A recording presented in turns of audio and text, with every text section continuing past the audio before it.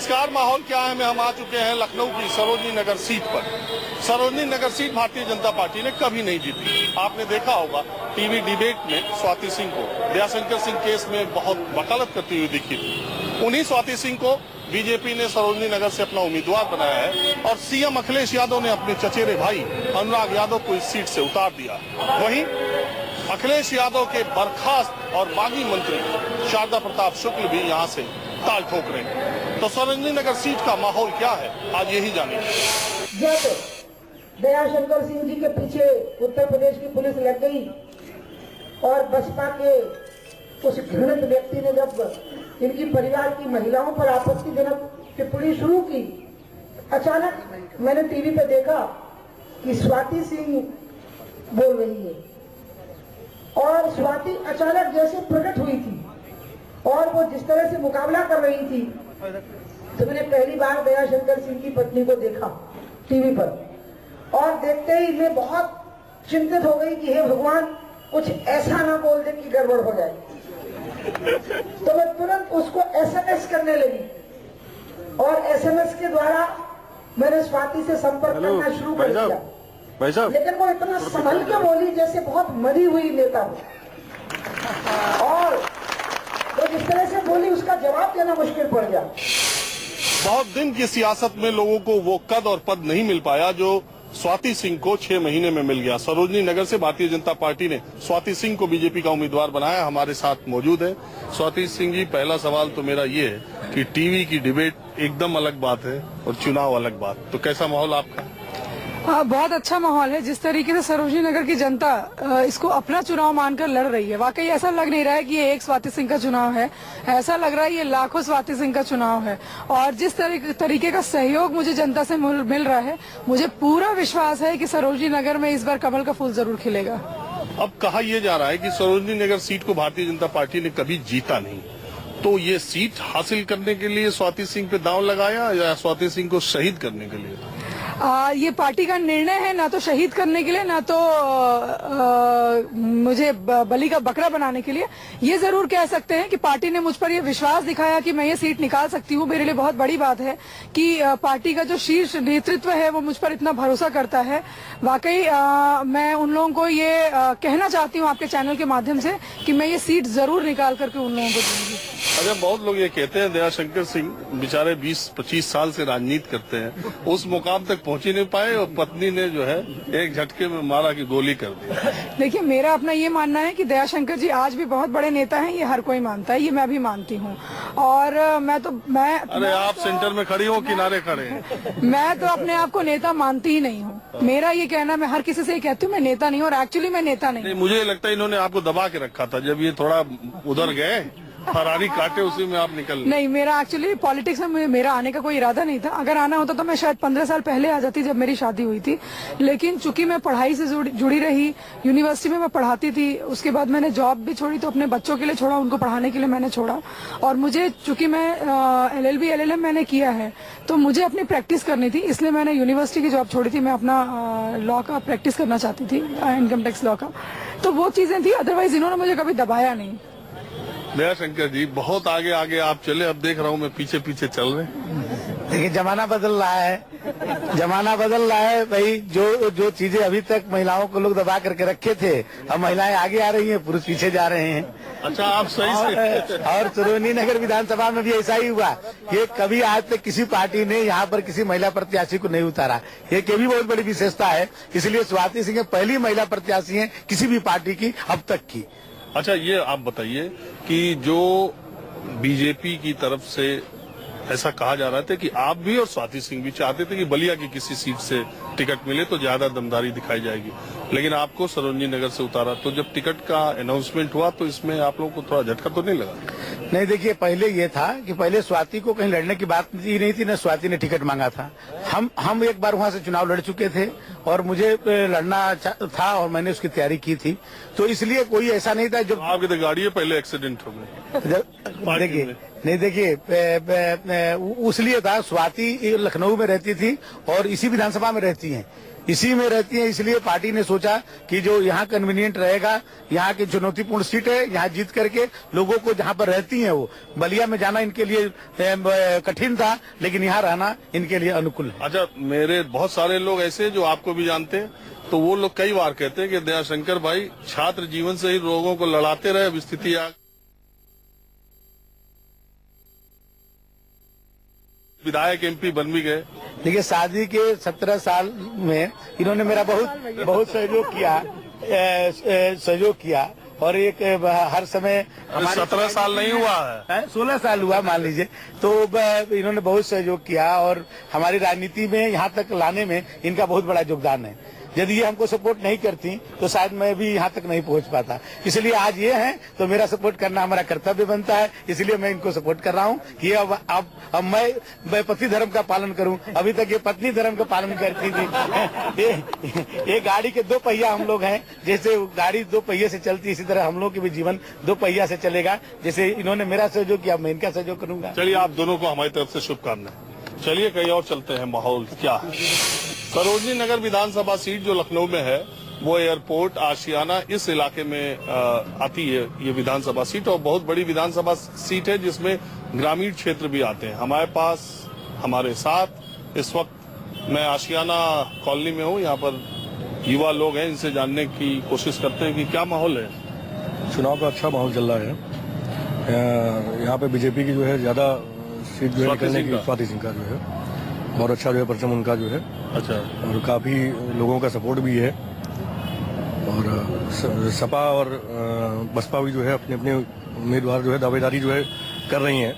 ठीक है, जब पर स्वाति सिंह का ज्यादा जो है सुनने में आ रहा है। चाचा, हम युवा कह दिए, आप पीछे चले गए। नहीं लोग आपको क्या लगता है? बीजेपी का जोर है, और बाकी तो वोट पड़ने पर पता चलेगा कि क्या जनता का रुख है। नहीं, बीजेपी के ऐसे मोटे तौर पे हवा आपको लग रही है या सरोजनी नगर सीट की बात है? बीजेपी का माने यहाँ ज्यादा रुझान है लोगों में। तुमको क्या लग रहा है जी? हम भी लोग समझते हैं। हाँ? हम भी लोग समझते हैं इन लोगों को। अच्छा, ये सरोजनी नगर सीट है, ये मालूम है? जी जी। बीजेपी से कौन प्रत्याशी है? बीजेपी प्रत्याशी हमको नहीं कंफर्म। स्वाति सिंह है। और समाजवादी पार्टी से? अनुराग यादव। अरे इनको बोलने दोगे यार, तुम साथ ही में है। हाँ? साथ ही में है भाई, यहाँ से बसपा ही जीतेगी। आप बताइए।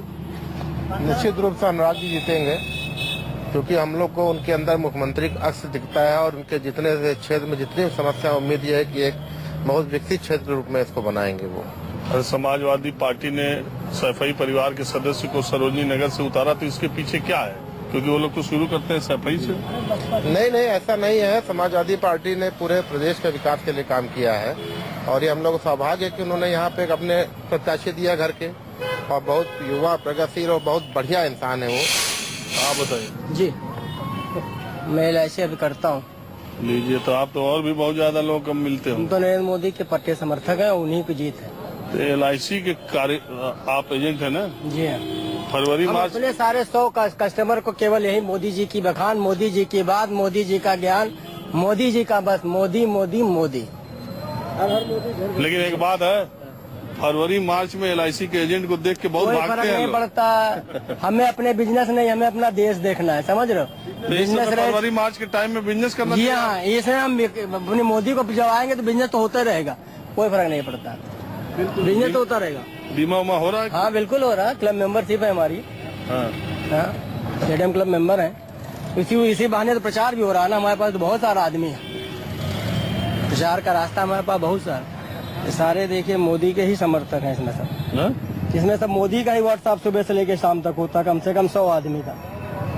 आप प्रचार कर रहे हैं? जी हाँ, खुले आम, किसी प्रत्याशी का नहीं, केवल मोदी जी, बीजेपी। ये व्हाट्सएप और फेसबुक भी बड़ा जी हाँ। तगड़ा माध्यम हो गया। ये भी है, घर घर भी है।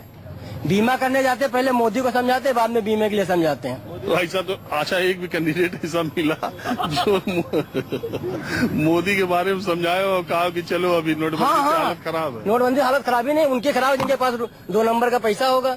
ये हम लोग कोई हालत खराब नहीं किसी की। कोई ऐसा आपको मिला कि उसने कहा कि कोई नहीं, हमारा कोई आदमी नहीं मिला। कोई ऐसा मिला कि आपने मोदी की तारीफ की और कहा कि ले आओ यार 10-5 लाख का कर दो? कौन सा बीमा? बीमा हमने हमारे यहाँ पुरानी नोट ली नहीं गई, पुरानी नोट ली नहीं गई हम लोगों ने। नहीं, हम ये कह रहे हैं जब आप बीमा कराने जाते हैं तो आपने जब आप कह रहे हैं पहले मोदी की तारीफ करते हैं तब बीमा के लिए कहते हैं, तो आप इंश्योरेंस एक भी मोदी की तारीफ की वजह से पाए? हाँ, बहुत सारे पाए, एक दो नहीं। हाँ, लोग बुलाते हैं। अखिलेश भैया जिंदाबाद। अखिलेश भैया ने जो काम करके दिखा दिया साहब, उस तक कोई काम करके नहीं दिखाया। कितने मंत्री आए, कितने मुख्यमंत्री बने, लेकिन अखिलेश भैया ने जो काम करके दिखा दिया उस तक किसी ने नहीं काम किया। आने वाले समय में ये भी भैया और राहुल भैया मिल गए, इससे और बढ़िया विकास होगा और बढ़िया काम होगा। क्या नाम है आपका? राम सूरत यादव। तो समझ गए।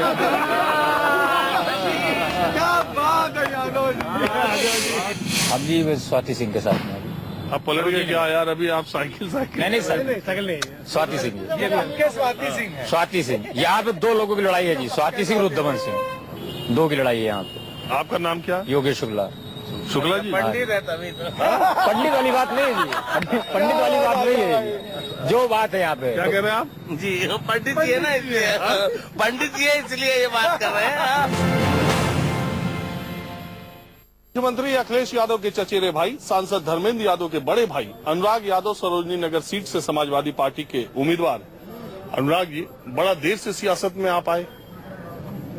हर चीज का वक्त होता है, हर चीज का वक्त होता है, और मैं किसी भी काम को बहुत जल्दी नहीं करता हूँ, बहुत आराम से पहले देखता हूँ, सब कुछ समझ में आता है तो फिर आ जाता हूँ। अच्छा, मैं देखता रहा हूँ पहले भी कि जब मुख्यमंत्री चुनाव लड़ रहे थे तब भी, जब आपके छोटे भाई सांसद धर्मेंद्र यादव चुनाव लड़ रहे थे तब भी आप पर्दे के पीछे रह के सब मैनेज करते थे। इस बार क्या ऐसा आपने सोचा कि नहीं लड़ा जाए? एक्सपीरियंस ज्यादा हो चुका था, उसको निकालना जरूरी था। और चूंकि मुख्यमंत्री जी ने मुझे आदेश दिया यहाँ से लड़ने का, तो मैंने तुरंत हाँ कर दी। मैंने कहा ठीक है, मैं लड़ूंगा यहीं से। अच्छा, मैं ये देखता हूँ, मतलब देखता क्या हूँ, ये सच भी है कि सैफई परिवार का कोई नया आदमी जब सियासत में आता है तो इटावा, मैनपुरी के आसपास के इलाकों से चुनाव लड़ता है, लेकिन आप सीधे राजधानी में ही पैर रख दिए। ये तो मुख्यमंत्री जी का आशीर्वाद है। मैं ऑलरेडी कह चुका हूँ आपको, उन्होंने ही तय किया है कि इस सीट से आपको लड़ना है, और मैं उनकी बातें कभी टालता नहीं। एक बात और है कि ये सीट कभी भी भारतीय जनता पार्टी नहीं जीती, और कई बार समाजवादी पार्टी के झोली में भी गई है। एक यहाँ से उम्मीदवार जो आपके खिलाफ हैं वो शारदा प्रताप शुक्ल मंत्री हैं, उन्होंने बगावत कर दी, उसको आप कैसे देखते हैं? मैं सिर्फ मुख्यमंत्री के आदेश का पालन कर रहा हूँ, बाकी उन्होंने क्या किया क्या नहीं किया मैं उस पर सोच भी नहीं रहा हूँ, क्योंकि एक्चुअली मुझे टाइम भी बहुत कम मिला चुनाव लड़ने का। मात्र मुझे 19 दिन मिला है चुनाव लड़ने का, आज मुझे कैंपेनिंग करते 14 दिन हो गए हैं, तो इसलिए मैं कुछ नहीं सोच रहा हूँ। मैंने भी टारगेट सेट कर रखा है कि चुनाव तक मैं किसी के बारे में न कुछ बोलूंगा और न सुनूंगा, सिर्फ अपना काम करूंगा बस। लेकिन आप तैयारी तो पहले से कर रहे थे। मुख्यमंत्री जी जब रोड शो करके निकले थे तो आपकी बड़ी बड़ी होर्डिंग सरोजनी नगर में लगी थी। नहीं, तो तैयारी तो कर रहे थे, लेकिन वो फुल फ्लैश नहीं कर रहे थे जिस तरह से करना चाहिए था। तो लेट आने से चूंकि मेहनत बढ़ी है, और मुझे पता है यहाँ के कार्यकर्ता, पार्टी के जो नेता लोग हैं वो सब साथ देंगे, और सबसे ऊपर भैया का पूरा आशीर्वाद है, और मुझे भरोसा है मैं अच्छे वोटों से यहाँ से जीत के जाऊंगा। चलिए, हमारी शुभकामनाएं। Thank you. ये थे अनुराग यादव, जो कि लखनऊ की सरोजनी नगर सीट से माहौल क्या है मैं बस आज इतना ही, कल किसी दूसरे जगह का माहौल दिखाएंगे। कैमरामैन वीर सिंह के साथ राजीव रंजन, न्यूज़ 24 लखनऊ।